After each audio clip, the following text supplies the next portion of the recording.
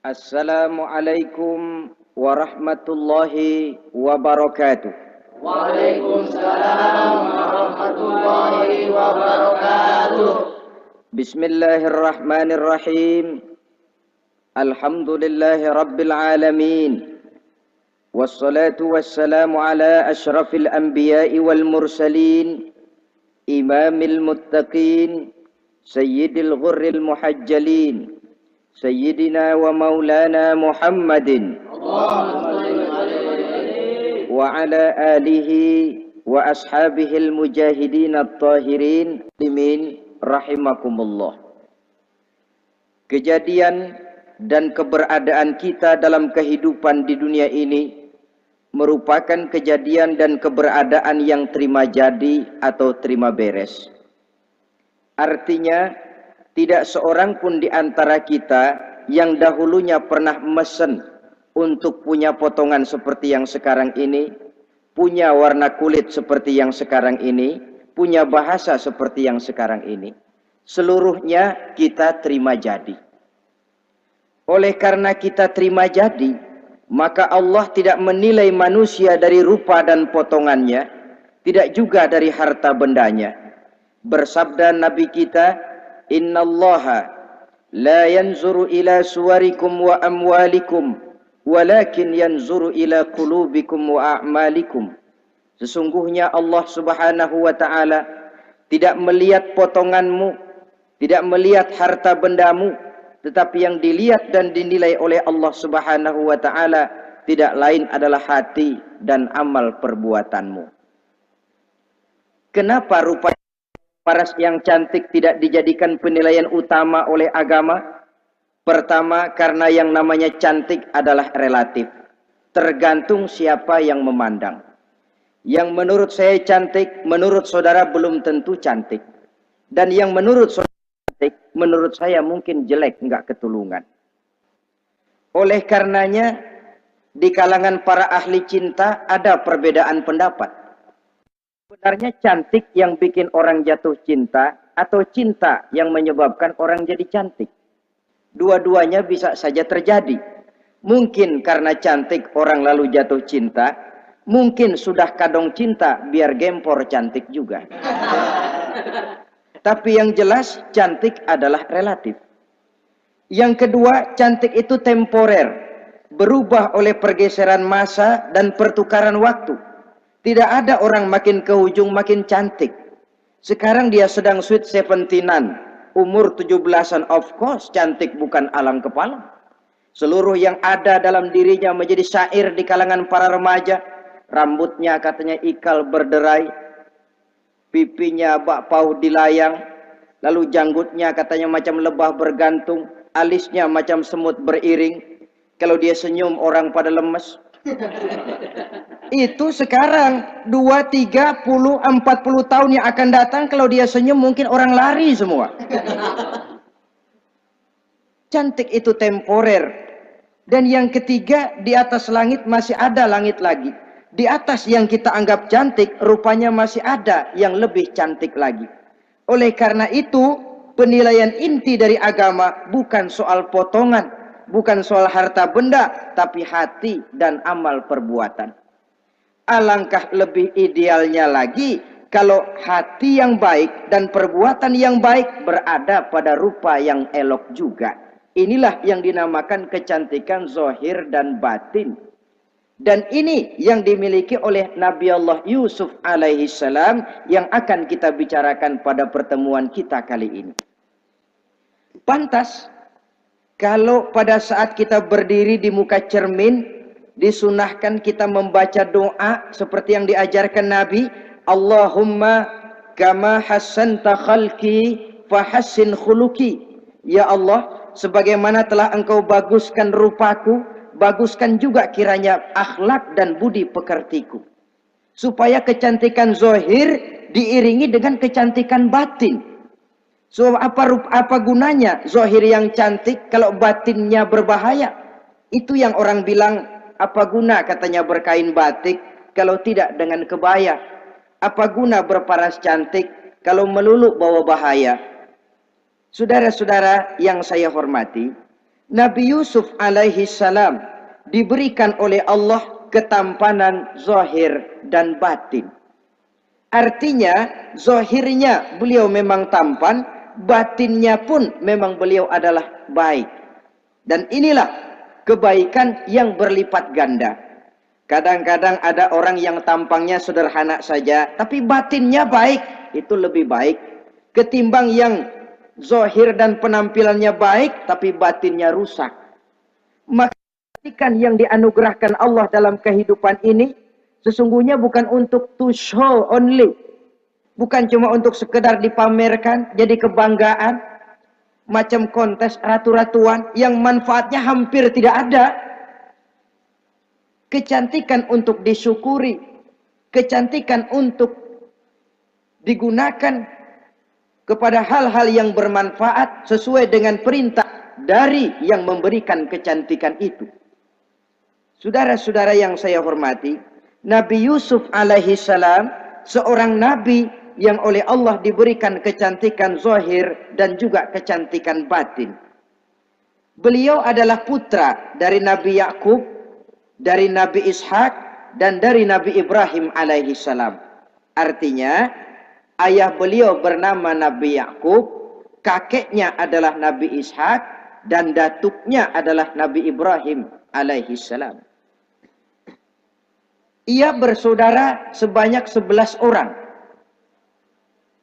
Dari orang saudaranya ini hanya satu yang seibu sebapak, yaitu Benyamin. Sedangkan yang lain adalah saudara dari lain ibu. Nah, sejak kecil Nabi Yusuf ini sudah memperlihatkan tanda-tanda bahwa di kelak kemudian hari dia akan tumbuh menjadi seorang besar. Sebab itu wajar kalau ayahnya memberikan perlakuan yang agak istimewa kepada Nabi Yusuf. Dan ini tentu memancing sifat iri dari saudara-saudaranya yang lain. Apalagi pada satu malam Nabi Yusuf di kala remaja itu pernah mimpi. Mimpi ini beliau ceritakan kepada ayahnya. Kata beliau, "Ya abati, inni ra'aitu ahada asyara kawkaba wasyamsa wal qamara ra'aituhum li sajidin." Jadi satu hari Nabi Yusuf cerita kepada ayahnya, "Ayah, saya mimpi." Mimpi apa Yusuf?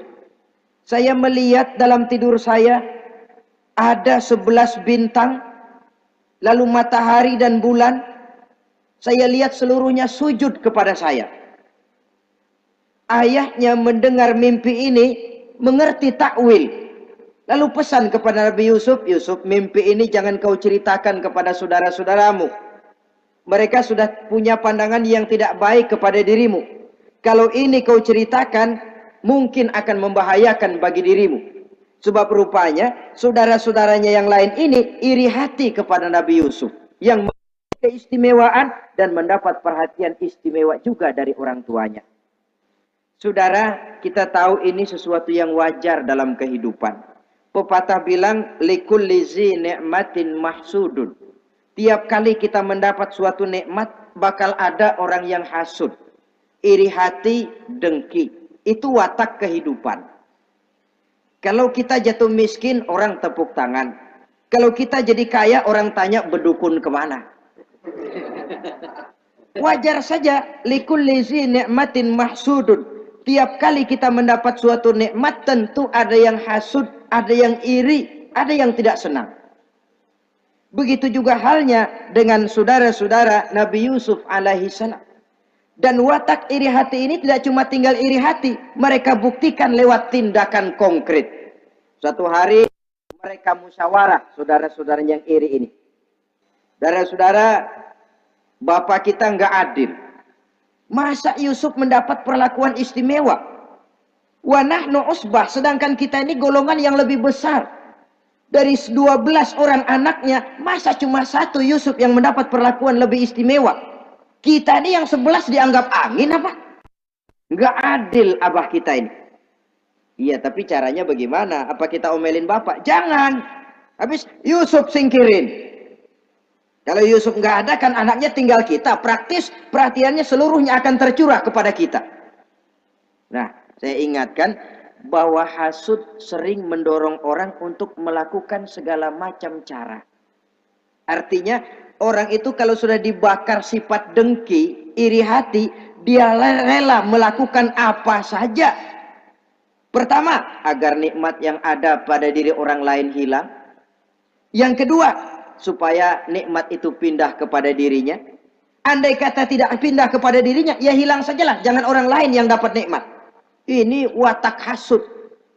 Ingin nikmat orang lain pindah kepada dirinya, atau hilang walaupun tidak pindah kepada dirinya, tapi yang bersangkutan tidak lagi mendapat nikmat. Untuk itu segala macam cara akan dilaksanakan. Ini dicontohkan dari usaha yang dilaksanakan oleh saudara-saudara Nabi Yusuf alaihissalam. Oke, setuju, kita singkirkan Yusuf. Tapi caranya bagaimana? Gampang. Bunuh saja. Kalau bunuh sih rasa-rasanya tidak sampai hati membunuh Yusuf. Lalu bagaimana? Kita kucilkan saja dia. Kita asingkan dari sini, kita buang jauh-jauh supaya dia tidak ada lagi kelihatan dalam pandangan Abah.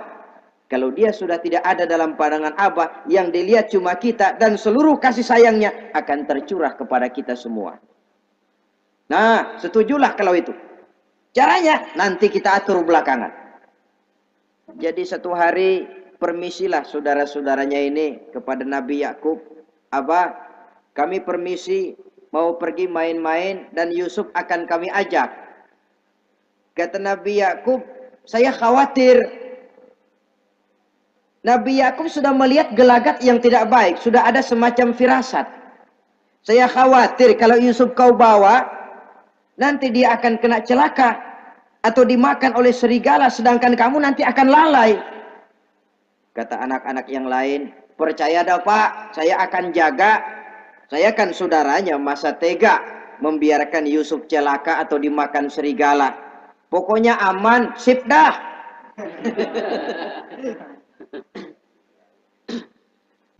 Akhirnya Nabi Yakub mengizinkan. Pergilah 12 bersaudara ini pergi bermain-main. Mula-mula berkejar-kejaran, Yusuf ikut main kejar-kejaran. Lantas buka baju, Yusuf ikut buka baju. Sampai ketika tiba di tepian sebuah sumur tua, rencana yang sudah disepakati itu dilaksanakan. Nabi Yusuf diangkat beramai-ramai, digotong, lalu dimasukkan, diceburkan ke dalam sumur mati itu. Kemudian baju Nabi Yusuf itu mereka basahi dengan darah kambing. Setelah itu mereka pun pulang menemui Nabi Yakub alaihi salam dengan rasa sedih yang dibikin-bikin. Ini penyakit hasud.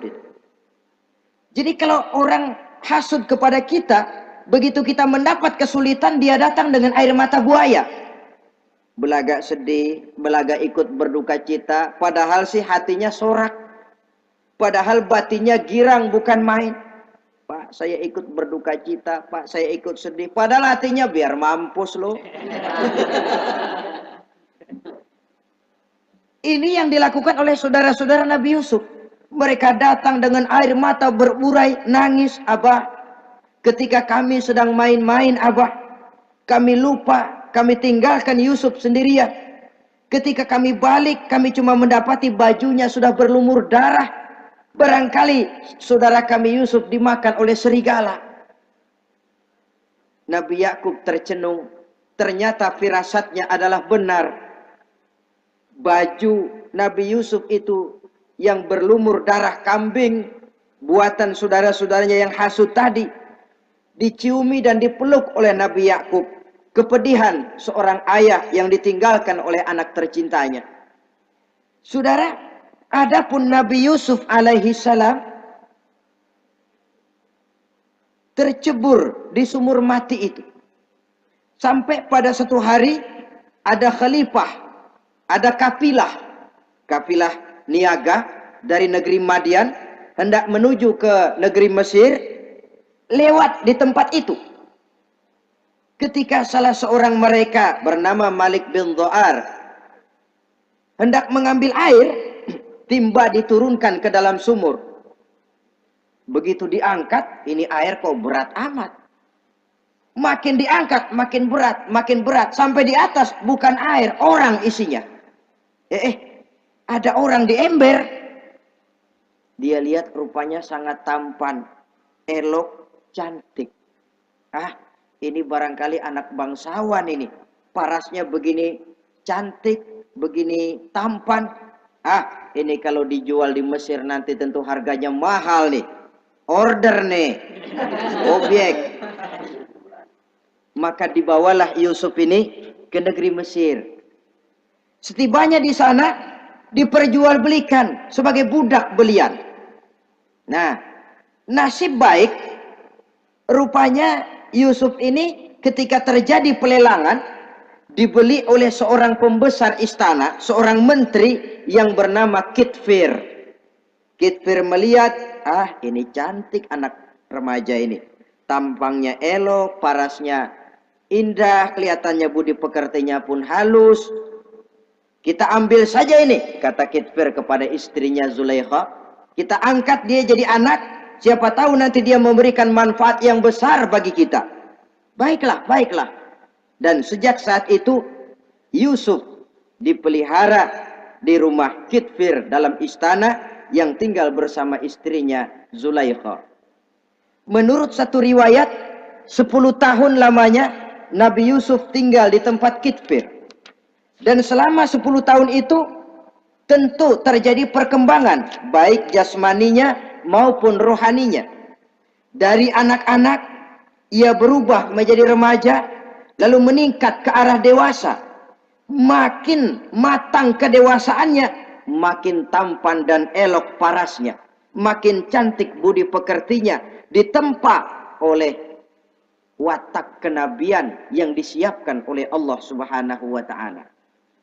Sehingga tidak heran ketampanan Nabi Yusuf ini lalu jadi buah bibir di kalangan istana.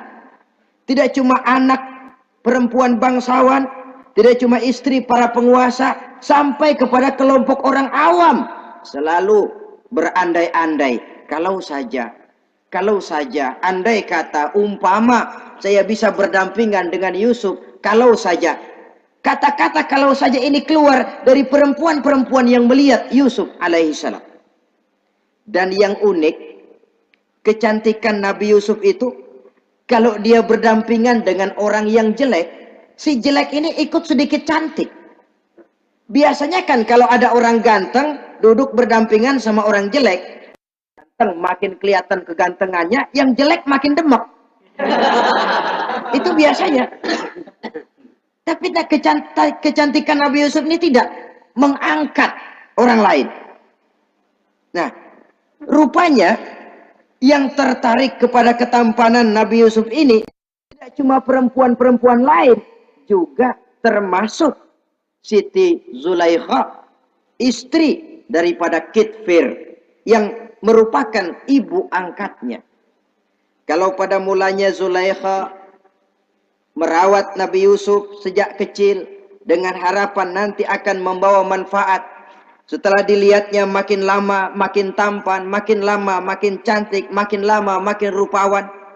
Berubah rupanya rasa kasih sayang seorang ibu menjadi kasih sayang seorang perempuan kepada laki-laki. Dia merindukan saat-saat di mana dia bisa mencurahkan rasa hatinya itu kepada Nabi Yusuf alaihi salam. Hampir-hampir nyaris Zulaikha ini, kalau istilah anak muda barangkali, siang jadi kenangan, malam jadi impian. Kemanapun dia pergi, bayangan Yusuf juga yang selalu menggodanya. Selalu ditunggunya saat-saat yang mungkin untuk dia bisa menyampaikan hasrat hatinya kepada Nabi Yusuf alaihi salam. Dan saat itu pun datang. Satu hari Kitfir harus menghadiri persidangan negara. Rumah besarnya lenggang, para pembantu kebetulan tidak seorang pun ada di dalam. Inilah saat yang ditunggu-tunggu oleh Zulaikha. Keluarlah ia dari kamarnya dengan pakaian yang tipis sewarna dengan warna kulitnya, sehingga pakaian dalamnya nyaris tembus. dengan langkah yang diatur sedemikian rupa, memancing rangsangan, ia datang menghampiri Yusuf alaihi salam. Lalu dengan suara lemas memelas, ia pun memanggil Yusuf. Ada apa tuanku? Sini yang. Kalau bahasa kita. Melihat mendengar suaranya yang lain dari hari-hari biasa. Apalagi melihat pakaian Zulaikha yang begitu tipis. Jantung Nabi Yusuf berdetak sangat cepat. Darah mengalir dengan cepat. Maklum, beliau juga manusia laki-laki normal terlepas dari kenabiannya. Jantungnya dak dikduk. Kemari Yusuf, sini. Ada apa tuanku? Sudah lama Yusuf. Lama apa tuanku? Saya memendam rindu kepadamu Yusuf. Siang malam engkau juga yang jadi tumpuan harapan saya. Kemanapun saya pergi seakan wajahmu juga yang saya lihat Yusuf. Tidur saya jadi tak nyenyak. Makan saya tak pernah membawa kekenyangan Yusuf. Tidur yang biasanya mendatangkan semangat seolah semuanya pergi meninggalkan saya Yusuf. Hembusan sepoi pagi mengusap bunga merekah dalam taman yang biasanya membawa keindahan, semuanya telah berganti dengan keindahan wajahmu Yusuf. Sinilah sebentar, penuhi hasrat hati saya. Saya segan tuanku. Segan kenapa Yusuf? Saya tidak mau mengkhianati tuan saya yang telah berbuat baik kepada saya. Apakah saya juga tidak pernah berbuat baik kepadamu? Benar, tuan juga berbuat baik kepada saya. Tapi pantang saya mengkhianati majikan saya. Yusuf, sekarang kesempatan yang baik. Kit Pierce, suami saya, sedang menghadiri persidangan penting di negara, di istana, dan rasanya akan lama dia baru kembali. Sementara para pembantu kita tidak ada di sini. Saya malu tuanku, saya segan. Malu kepada siapa? Tidak ada yang tahu, tidak ada yang lihat. Allah. Saya takut, saya malu kepada Allah tuanku.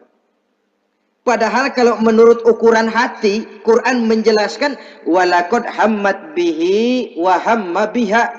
Sebenarnya Zulaikha cinta kepada Yusuf, Yusuf pun senang kepada Zulaikha.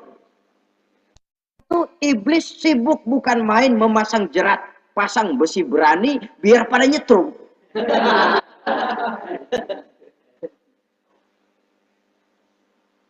Zulaikha senang Yusuf, Yusuf sebenarnya pun secara manusiawi menyenangi Zulaikha. Walaula an ra'a burhana rabbih. Tapi Yusuf ketika itu melihat larangan Allah, peringatan Allah. Seolah-olah dia lihat Allah mengatakan, Yusuf, ini letter S. Dilarang parkir di sini. Menurut satu riwayat, Nabi Yusuf melihat ayahnya, Nabi Yakub, melambai-lambaikan tangan menyetop. Seolah-olah melarang dia meneruskan langkahnya. Riwayat lain menjelaskan, seolah-olah Nabi Yusuf dibisiki oleh malaikat Jibril. Yusuf, kalau kamu kalah sekarang, kamu sama saja gajah kemasukan semut di kupingnya terus mati. Tapi kalau kamu menang, kamu adalah gajah yang tidak terkalahkan. Ada semut mati oleh, ada gajah mati oleh semut. Alangkah memalukan. Binatang yang begitu besar jatuh hanya oleh binatang yang begitu kecil. Artinya apa? Kau akan jadi orang besar Yusuf. Apakah harus gagal dan jatuh cuma karena bujuk rayu seorang perempuan macam ini? Satu riwayat menjelaskan semacam itu. Sehingga mantap Yusuf, maaf tuanku, saya malu kepada manusia, saya malu kepada majikan, tapi saya lebih malu lagi kepada Allah. Saat ini majikan tidak tahu, orang seorang pun tidak ada yang lihat, tapi Allah pasti lihat. Itu yang saya malu. Ah Yusuf, jangan sok kalem. Mumpung situasi mengizinkan, mubazir nih. Zulaikha pun berangkat pergi ke tempat pembaringan, ke tempat tidur. Lalu dengan pose yang merangsang, aduhai, melambai-lambaikan tangannya, hai danak, Yusuf sini, Yusuf kemari. Nabi Yusuf dipelihara oleh Allah. Ketika Nabi Yusuf tetap menampakkan keengganannya, Zulaikha jadi berang. Ya namanya istri pembesar ditolak oleh anak muda yang menurut penilaian dia nggak ada apa-apanya. Lu kan kecemplung di sumur, gua pungutin. Cuma sekedar segini aja nggak mau nurutin, kebangetan amat. Bukan Zulaikha kalau nggak nekat. Dia bangun dari pembaringannya, gemes, dia hampiri Yusuf. Kalau cara kita diunyeng Yusuf itu. Dipaksa Nabi Yusuf berlari ke arah pintu, ditarik bajunya dari belakang oleh Zulaikha, sobek belakang bajunya ini. Begitu baju sobek, pintu terbuka, Kitfir suami Zulaikha datang. Orang Arab bilang yumsak mablul, ketangkep basah. Ketangkep basah. Merah padam muka Zulaikha, sementara Kitfir pun matanya merah. Tapi Nabi Yusuf tenang-tenang saja. Ya wong nggak salah. Tenang-tenang saja Nabi Yusuf. Bukan tenang karena pengalaman, tenang karena memang tidak berbuat yang negatif. Kadang-kadang ada juga yang tenang tapi pengalaman. Oh, buaya itu. Kita ketahuan kepentok, ketangkep hansip, anteng aja. Itu bukan nggak salah, badak. Nabi Yusuf tenang karena memang tidak berbuat salah apapun. Nabi Yusuf tenang karena yakin dirinya benar. Sehingga mantap menghadapi kedatangan Kitfir yang sangat tiba-tiba itu. Adapun Zulaikha ketika melihat suaminya berdiri di muka pintu, cepat-cepat dia berubah siasat. Inilah salah satu kelihayan makhluk bernama perempuan. Dia pandai bersalin rupa, dia pandai bermain minyak di atas air.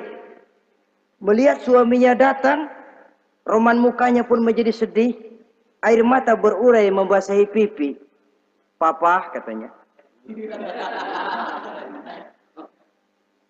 Apa balasan bagi orang yang mau menistakan istri papa? Maksudmu apa, Zulaikha? Yusuf gile. Dia mencari kesempatan dalam kesempitan. Dia mau menodai kehormatan saya. Dia hendak memperkosa saya. Kata Nabi Yusuf, bukan saya, Tuan. Saya enggak. Yang benar Yusuf, enggak. Zulaikha yang memaksa saya. Betul Zulaikha, tidak. Yusuf yang memaksa saya. Sampai akhirnya salah seorang dari isi rumah itu memberikan jalan keluar. Tuan Kitfir, begini saja. Sulit memang untuk dilacak kebenarannya. Cuma periksa saja baju Yusuf. Kalau bajunya sobek di belakang, Yusuf benar, Zulaikha salah. Kalau baju Yusuf sobeknya di depan, Zulaikha yang benar, Yusuf yang salah. Nah, apa artinya itu? Kalau bajunya sobek di belakang kan artinya Yusuf kabur, ditarik dari belakang. Tapi kalau bajunya sobek di depan, itu artinya Zulaikha nyakar-nyakarin baju Yusuf dari depan. Lihat saja, pokoknya kalau bajunya sobek di belakang, Yusuf benar, Zulaikha salah. Kalau baju Yusuf sobek di depan, Yusuf salah, Zulaikha benar. Ketika diperiksa, dicek bajunya, betul sobek di belakang. Artinya Yusuf benar, Zulaikha yang salah. Kata Kitfir, Zulaikha, jelas sudah bagaimana kejadian yang sebenarnya. Oleh karena itu, bertaubatlah kamu kepada Allah. Dan kau Yusuf, jangan ceritakan peristiwa aib ini kepada siapapun. Untuk menjaga nama baik kita bersama. Baik Tuan. Saudara-saudara kaum muslimin yang saya hormati. Tapi ya bagaimana? Serapi-rapinya menyimpan barang busuk, toh akhirnya tercium juga. Gosip ini akhirnya tersiar di mana-mana, terutama di kalangan para pembesar. Sehingga kalau kumpul para istri pejabat, Zulaikha jadi bahan gunjingan. Kan main bini menteri demen sama budaknya. Nggak salah apa tuh? Jadi bahan ejekan.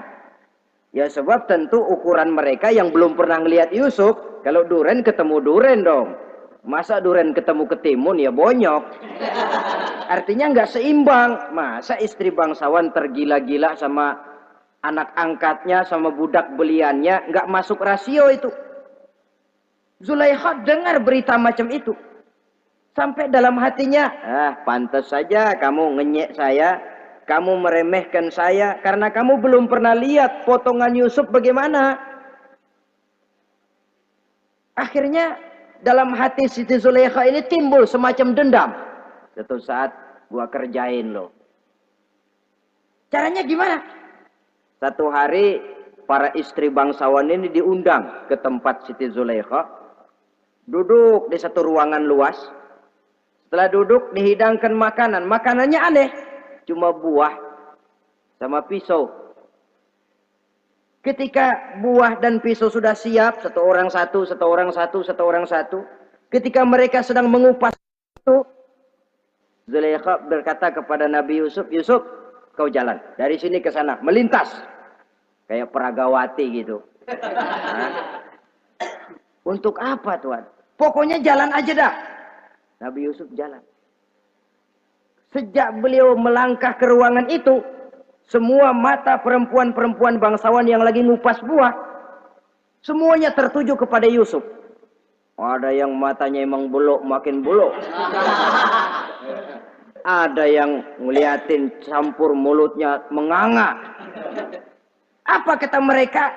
Falamma ra'ainahu akbarnahu wa qatta'na aydiyahunna wa qulna hasya lillah ma hadza bashar in hadza illa malakun karim. Falamma ra'ainahu, ketika perempuan-perempuan itu melihat Yusuf, akbarnahu, mereka agungkan Yusuf. Wa qulna hasya lillah, mereka bilang, ini sih bukan orang nih. Ini malaikat nih. Bukan orang. Nah, orang segini cakepnya. Artinya belum pernah mereka lihat paras yang secantik dan setampan itu.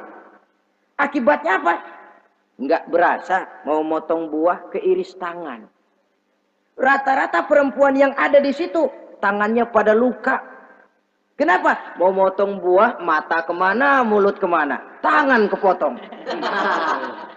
Melihat itu semua, Zulaikha puas. Nah, kamu baru melihat sekejap.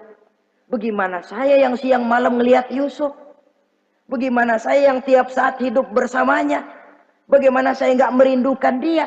Ente yang baru pernah ngelihat sekelebatan udah motong tangan.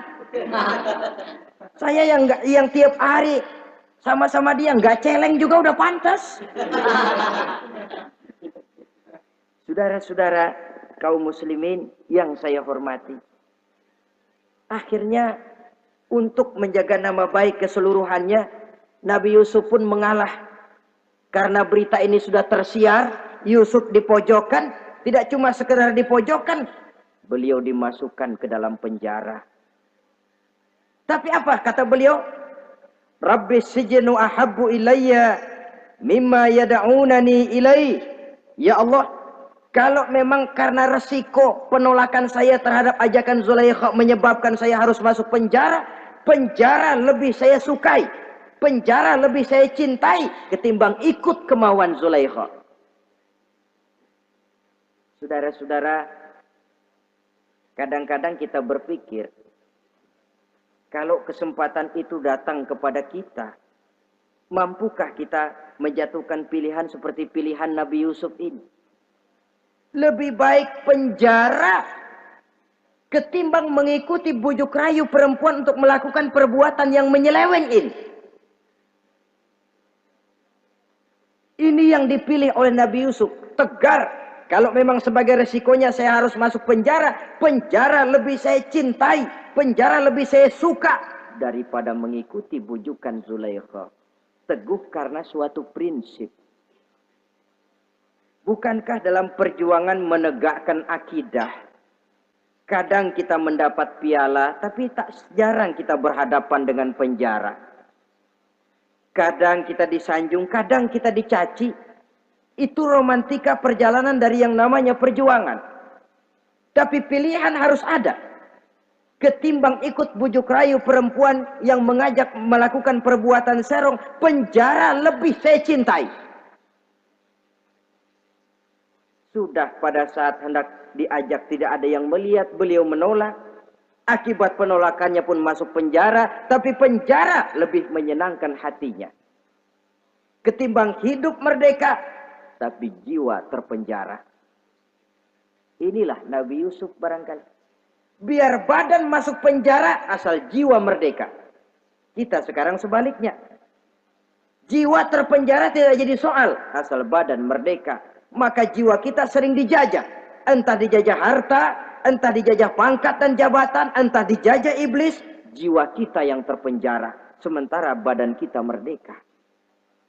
Nabi Yusuf tidak. Biarlah badan di penjara, asal jiwa merdeka untuk menegakkan sesuatu yang hak. Saudara-saudara yang saya hormati.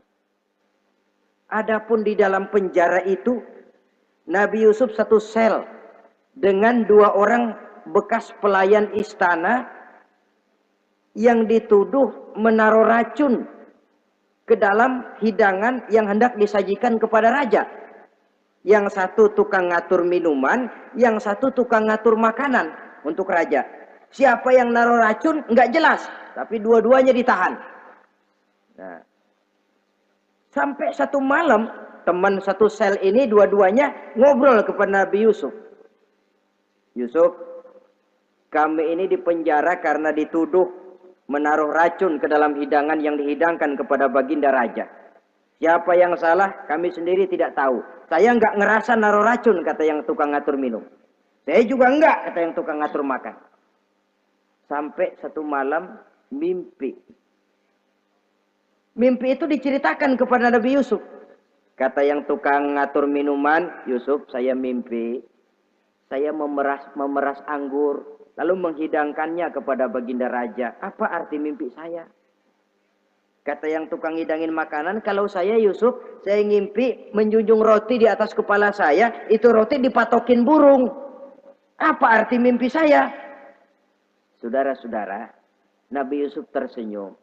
Adapun kamu yang mimpi memerah anggur, kamu akan keluar dari penjara bebas dan akan kerja lagi di istana. Adapun kamu yang mimpi menjunjung roti dipatokin burung, kamu akan dihukum mati, disalib dan kepalamu akan dipatokin oleh burung. Ini tukang roti ngotot, bisa aja lu ah. Ya lempengan apes ramalannya. Ya bukan soal bisa nggak bisa, lihat aja kenyataannya. Cuma kepada kamu yang tukang ngatur minuman, saya pesan kalau nanti kamu bebas kembali di istana raja, tolong ceritakan ehwal saya kepada baginda raja ini. Saya mendekam di penjara ini tanpa berbuat salah apapun. Baik, insya Allah Yusuf. Dan ketika persidangan memutuskan seperti tepat yang diramalkan Nabi Yusuf. Si tukang menghidangkan makanan dihukum mati, si tukang menghidangkan minuman kembali kerja di istana. Tapi begitu kerja, dia lupa sama pesan Nabi Yusuf. Itu biasanya watak orang memang begitu. Kalau dalam keadaan kepepet, macam-macam janjinya. Begitu keadaannya longgar, lupa sama janjinya. Sehingga ada pepatah katanya, nolongin anjing kejepit. Waktu kejepit, kaing-kaing minta ditolongin. Begitu udah rapi ditolongin, yang nolongin bisa digigit.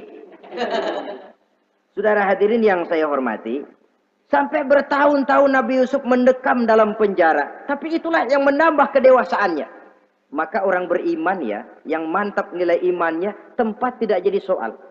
Kadang-kadang dia merasakan penjara lebih indah dari alam terbuka. Banyak orang-orang beriman yang justru di penjara menghasilkan karya-karya besar. Kita tahu misalnya almarhum Hamka justru di penjara bisa menyelesaikan tafsir Al-Azharnya. Salah satu karya besar pujangga terkemuka ini. Macam Hasan Al-Banna, Abdul Qadir Audah, dan banyak lagi tokoh-tokoh Ikhwanul Muslimin merasakan justru penjara itu bagaikan sorga. Kenapa? Mereka yakin di penjara untuk sesuatu yang benar. Maka tempat tidak pernah jadi masalah. Kalau jiwa merdeka puluhan tahun mendekam di penjara, tidak akan merupakan satu rasa yang lama. Kenapa? Jiwa tidak bisa dibatasi oleh ruangan 2 kali 3 meter. Jiwa yang merdeka tidak bisa dibatasi dengan teralis besi. Jiwa yang merdeka tidak bisa dibatasi dengan dinding tembok yang tebal. Jiwa yang merdeka mengembara, melanglang buana, mencari idealisme yang ada dalam dirinya. Itu yang dirasakan oleh Nabi Yusuf alaihi salam. Untungnya satu malam raja ngimpi. Untungnya ini. Ngimpinya luar biasa. Ada 7 ekor lembu gemuk-gemuk. Makanin 7 ekor lembu yang kurus-kurus. Lalu ada 7 batang gandum yang isinya gemuk-gemuk. Ada 7 batang gandum yang sudah layu-layu. Nah, pagi-pagi ini seluruh dukun-dukun istana dikumpulin. Para ahli nujum apel menghadap baginda raja. Nujum, dukun, ada apa Tuan Raja? Tadi malam saya ngimpi. Ada 7 ekor lembu gemuk-gemuk memakan 7 ekor lembu yang kurus-kurus. Coba takwilkan apa arti mimpi saya itu. Dukun kata, baru tumben nih. Aku dengar mimpi begini. Kata Nujum ditanya Nujum godek. Ah, Tuan Raja itu mah kembang tidur aja kali ah. Tidak seorang pun yang mampu mentakwilkan arti mimpi baginda. Sampai tukang minuman dengar lapor. Tuan Raja, ada apa, Mas? Saya waktu di penjara, ada seorang anak muda namanya Yusuf, dia mentakwilkan mimpi saya dan pas seperti takwilnya. Ah, panggil Yusuf. Dipanggil Yusuf. Dibukain pintu penjara, masuk tukang anggur, tukang minuman ini. Yusuf, ente, iya. Kemana aja? Itu dia Yusuf, kelupaan. Iya, kalau kelupaan sehari 2 hari barangkali bisa ditolerir. Kelupaan bisa tahunan. Cuma begitu dengar ada mimpi, pikir tukang minuman. Ah, kali aja ini Yusuf bisa takwilkan, kan jasa saya nemuin Raja sama Yusuf kan. Komisi lumayan. Begini Yusuf, baginda raja mimpi begini-begini. Barangkali kau bisa takwilkan, kau dipanggil menghadap Tuan Raja. Berangkatlah Yusuf menghadap Tuan Raja. Sesampainya di sana, mohon maaf Tuan Raja. Menurut takwil saya, arti mimpi Tuan Raja itu akan datang satu masa di mana 7 tahun lamanya negara ini subur, makmur, aman, tentram, gemah, repah, loh jenawi, toto tentrem kertora harjo. Tapi akan datang setelah itu 7 tahun lamanya di mana musim kemarau membahana, tanah menjadi kering, gagal, rakyat diancam kelaparan. Dan kita harus siap-siap untuk itu. Itu takwil mimpi Tuhan. Caranya bagaimana Yusuf mengatasi krisis kelaparan ini? Ya kita bikinlah gudang-gudang untuk menyimpan makanan. Kalau lagi panen jangan mumpung. Ingat pada suatu saat kita akan paceklik.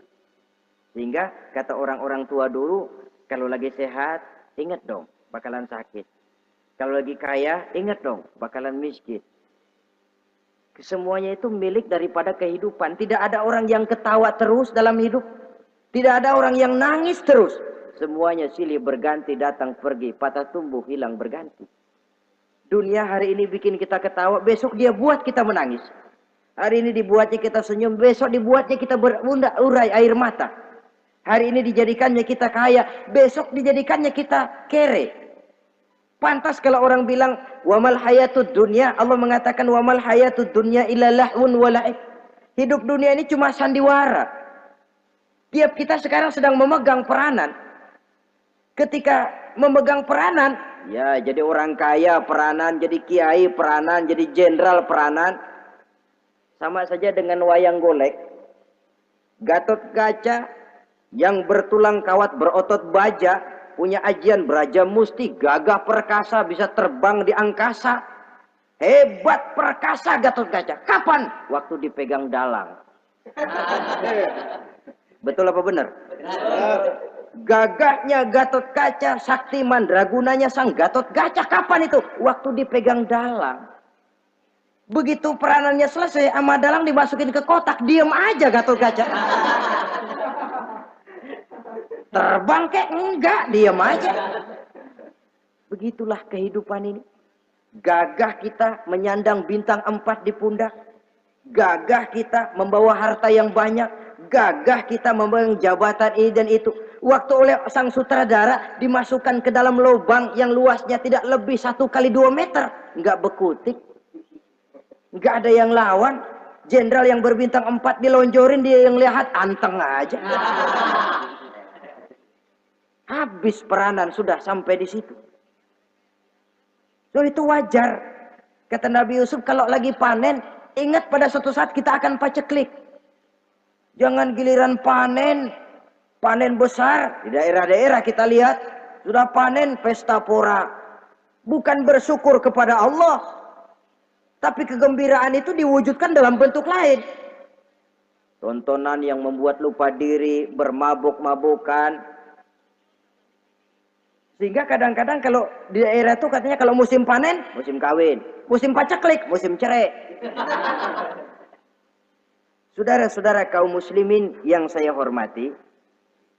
Karena itu, dalam satu hadis Nabi ingatkan, ta'arraf ilallah firraha ya'rifka fisyiddah. Ingatlah kepada Allah di waktu kamu senang, supaya Allah ingat kepadamu waktu kamu susah. Kalau waktu senang kita lupa kepada Allah, ya wajar. Kalau waktu susah, Allah juga lupain kita. Dalam terjemahannya dengan kehidupan beragama, wa man a'rada an zikri fa inna lahu ma'isyatan dhanka wa nahsyuruhu yaumal qiyamati a'ma.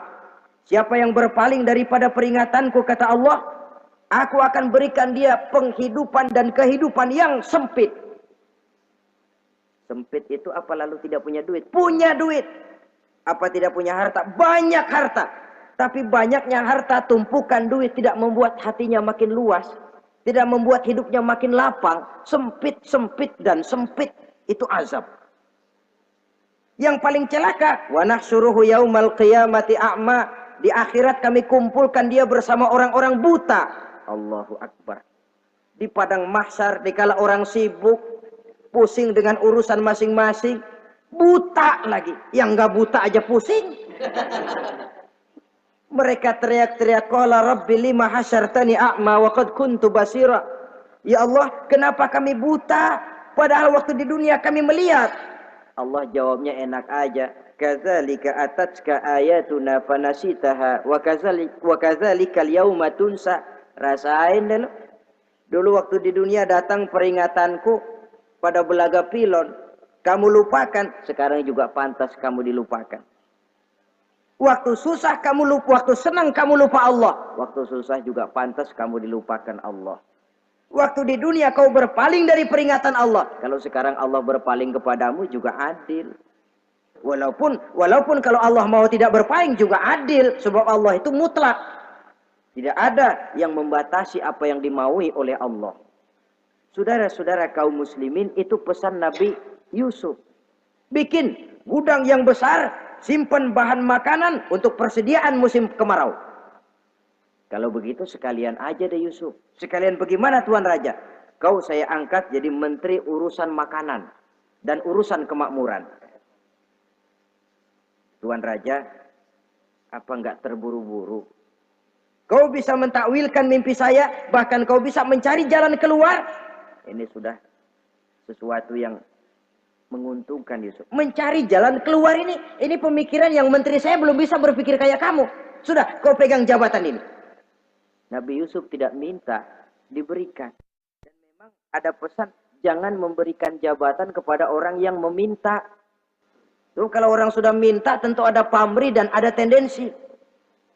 Jangan memberikan jabatan kepada orang yang banyak ngeluarin duit untuk mencapai jabatan itu. Sebab apa? Kalau orang mendapat satu jabatan karena banyak ngeluarin duit, maka pekerjaan pertama yang akan dilakukan setelah mencapai jabatan itu ialah dia akan berpikir, bagaimana caranya biar modal gua pulang. Orang jadi gubernur, jadi menteri karena banyak ngeluarin duit, belum dia sempat kerja buat kepentingan rakyatnya, dia lebih dulu akan berpikir bagaimana duit yang saya keluarin supaya pulang. Sisanya kalau ada, barulah untuk kepentingan rakyat, itu pun kalau keburu. Saudara-saudara yang saya hormati, Nabi Yusuf tidak pernah minta jabatan. Raja memberikan jabatan itu. Dan tepat seperti takwil beliau, musim kemarau datang, rakyat dilanda kelaparan, lalu berbondong-bondong ke istana mencari bahan makanan. Yusuf langsung mendrop bahan makanan ini. Alhasil saudara-saudara, bahaya kelaparan ini sampai juga ke daerah tempat di mana Nabi Yakub tinggal. Lalu beliau utus anak-anaknya. Saya dengar di negeri Mesir ada seorang menteri muda yang tampan dan baik hati. Pergilah kau ke sana dan mintalah makanan darinya. Berangkatlah mereka ini. Saudara-saudara, Nabi Yusuf lihat, ini saudara-saudara saya ini yang dulu nyeburin saya ke sumur. Sekarang pada antri minta jatah makanan. Kalau kita lagi di atas ngelihat orang di bawah kan enak. Yang bawah kelagapan. Kayak orang sedang berkuasa, namanya lagi berkuasa, ngomong apa juga benar. Orang kalau lagi berkuasa kentut bagus masih. Tapi kalau sudah jatuh, jangankan apalagi buang angin, batuk aja diomelin. Miskin batuk melulu lah. Di atas itu, posisi di atas gampang buat mob. Andai kata Nabi Yusuf waktu itu mau menteror, membalas saudara-saudaranya, kesempatan emas. Tapi memang hatinya, hati yang mulia, jiwanya jiwa yang besar. Diberinya saudara-saudaranya itu makanan. Tapi dia tidak memperkenalkan diri dan saudaranya pun tidak mengenali kalau itu Yusuf. Kalau kita kan yang enak. Ingat nggak dulu? Saya diceburin ke sumur. Sekarang gantian ya. Ayo baris lo, gue ceburin atu-atu. Nabi Yusuf tidak. Diberinya saudaranya makanan. Lalu pesan. Lain kali kalau kemari lagi mau mengambil makanan, saudaramu yang namanya Benyamin bawa ke sini. Tanpa dia saya nggak mau ngasih makanan lagi. Ya sudah, pulang saudara-saudaranya ini lapor kepada Nabi Yakub. Abah, itu menteri pesan kalau kamu yang mau ngambil makanan lagi Benyamin harus dibawa. Kalau nggak dibawa kami nggak akan dikasih makanan. Nabi Yakub curiga lagi. Dulu Yusuf hilang. Sekarang nih Benyamin ini saudara sekandung Nabi Yusuf. Kalau yang lain satu bapak lain ibu. Tapi dengan Benyamin ini satu ibu satu bapak. Ini Benyamin mau digituin lagi. Bagaimana? Pokoknya Pak yang dulu-dulu kami udah tobat dah. Sekarang mah bener-bener banget dah nih. Biasanya sekali lancung ke ujian itu. Seumur hidup orang nggak percaya. Sampai akhirnya Benyamin pun dibawa ke sana. Saudara-saudara yang saya hormati, terjadilah pertemuan Yusuf dengan Benyamin dan akhirnya saudara-saudaranya ini dijelaskan siapa menteri itu sebenarnya, diminta menjemput Nabi Yakub. Bertemulah Nabi Yusuf dengan ayahnya Nabi Yakub alaihi salam. Adapun Kitfir sudah lama meninggal, Zulaikha pun sudah menjadi janda. Namun dalam jandanya dia tetap merindukan Yusuf siang dan malam, didambakannya kapan saat pertemuan akan terjadi. Sampai ketika satu hari didengarnya Yusuf akan meninjau satu daerah, dia sudah diri paling depan. Ketika Yusuf lewat, dia nyindir dengan katanya, Maha suci Allah yang memuliakan orang yang takwa dan menghinakan orang yang berdosa. Merasa ada sindiran, Yusuf nengok. Zulaikha kan? Iya Yusuf. Kitfir bagaimana? Sudah meninggal. Lalu keperluanmu apa sekarang? Saya cuma memerlukan engkau Yusuf. Saudara-saudara, Nabi Yusuf akhirnya kawin dengan Zulaikha yang cantik, menawan. Dan rupanya setelah kawin itulah Nabi Yusuf baru tahu bahwa Kitfir ternyata tidak bisa berfungsi sebagai suami. Dengan kata lain, puluhan tahun Zulaikha kawin dengan Kitfir tetap perawan, utuh, awet. Rupanya Kitfir liwat terus dan numpang liwat, nggak pernah mampir. Dan sejak saat itu berbahagialah Nabi Yusuf dengan Siti Zulaikha. Kita ambil hikmah dari riwayat singkat ini Pertama, kecantikan zohir lebih penting, kecantikan batin lebih penting dari kecantikan zohir. Alangkah lebih baik lagi kalau kecantikan zohir itu berpadu dengan kecantikan batin.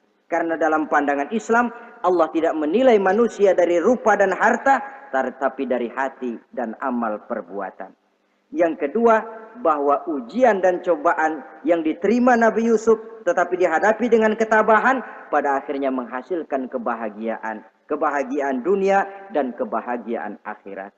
Inilah saja pertemuan yang singkat ini. Mudah-mudahan ada manfaatnya. Terima kasih atas segala perhatian. Mohon maaf atas segala kekurangan. Wassalamualaikum warahmatullahi wabarakatuh. Waalaikumsalam warahmatullahi wabarakatuh.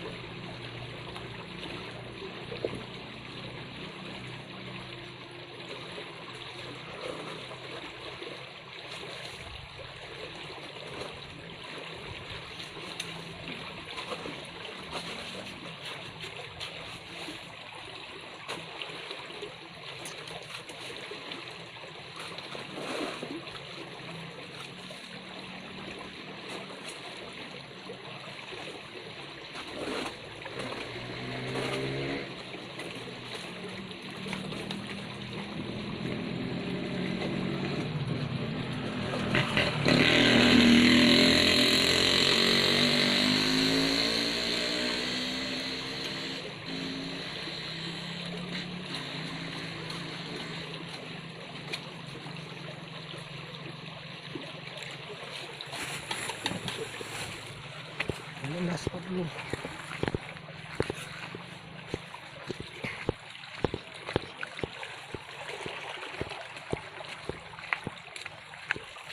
Kita coba sebelah sini.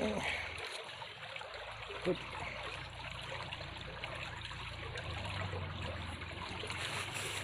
Hanyut, hanyut, hanyut. Oke, mungkin di sini ada ikannya.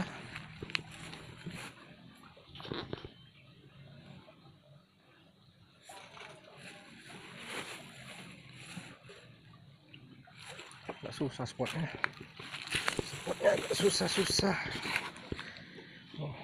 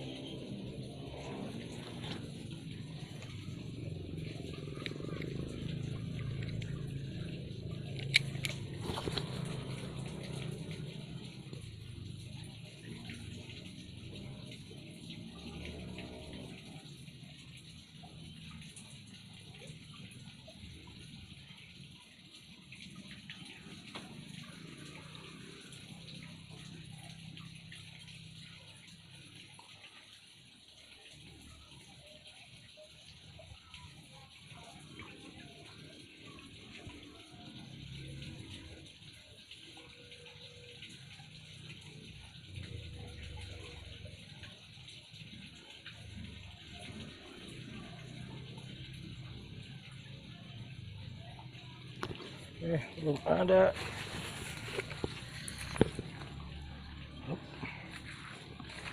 Kita jalan lagi cari spot.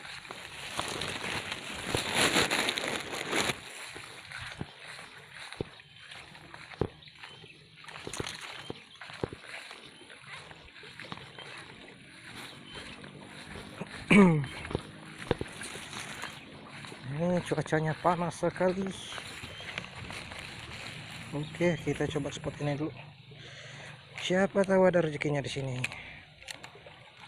Cal, hop.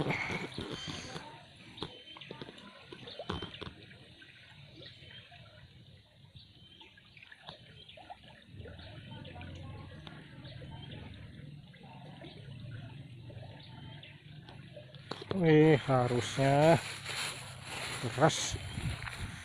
deras sekali.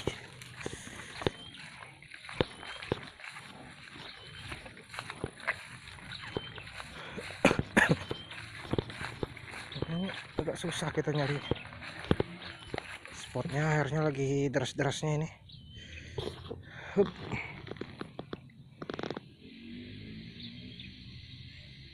Oh kan hanyut guys. Kita cari spot lain.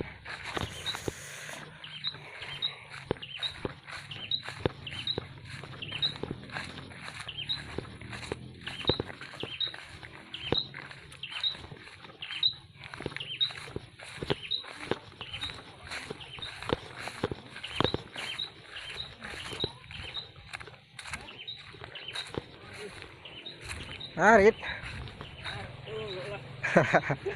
Udah ketinggalan ini tadi orang udah dapat banyak di atas. Di atas. Itu pinggir jalan. Anak-anak nila.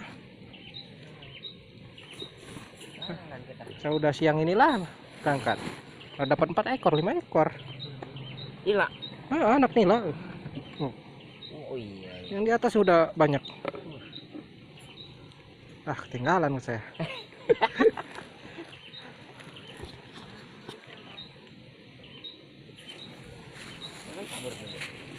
Hah? Ini nabur di sini. Selalu.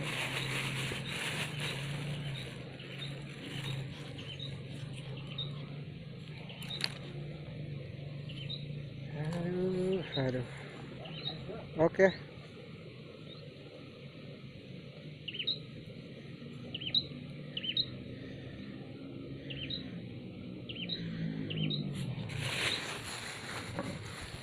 Oke teman-teman, kita taruh spot sini. Ada ini spot yang agak tenang. Siapa tahu di sini ada ikan gedenya kan. Oke, kita uncal. Bismillahirrahmanirrahim. Sekarang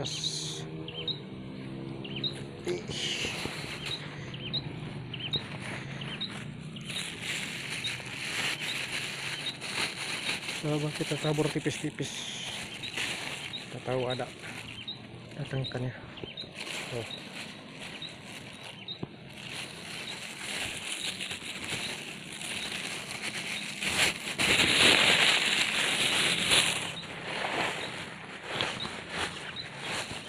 Kita sudah kesiangan mancingnya. Orang-orang udah pada pulang tadi. Tapi alhamdulillah masih dapat kita tadi beberapa ekor.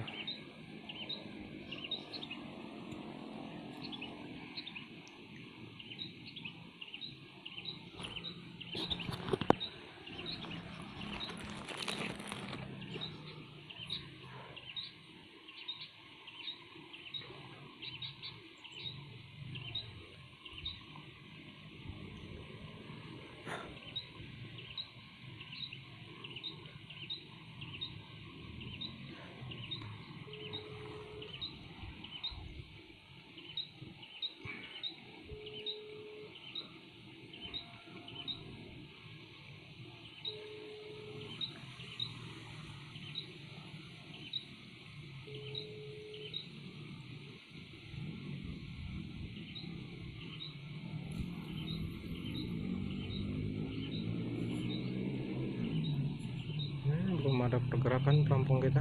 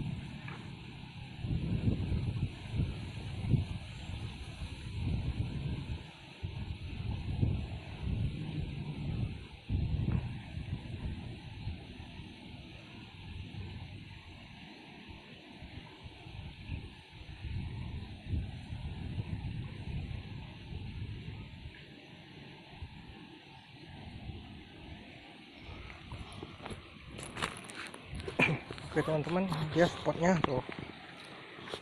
Air sedang besar, kemarin hujan deras. Ya, dapatan kita di atas tadi. Ini dia. Dapat beberapa ekor anak-anak nila. Oke. Kita tunggu.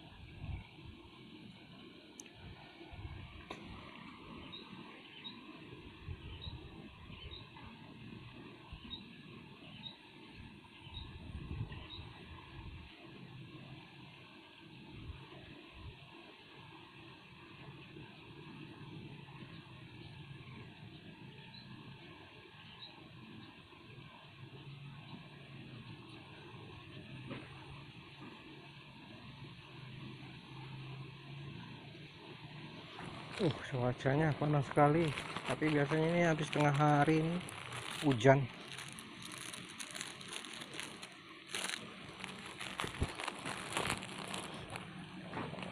Menggeleger kalau panasnya. Ampun DJ.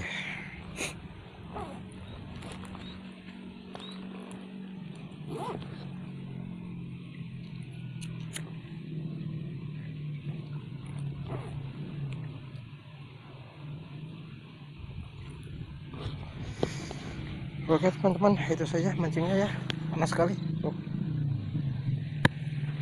Nanti kita sore mungkin kita coba lanjut mancing. Assalamualaikum warahmatullahi wabarakatuh.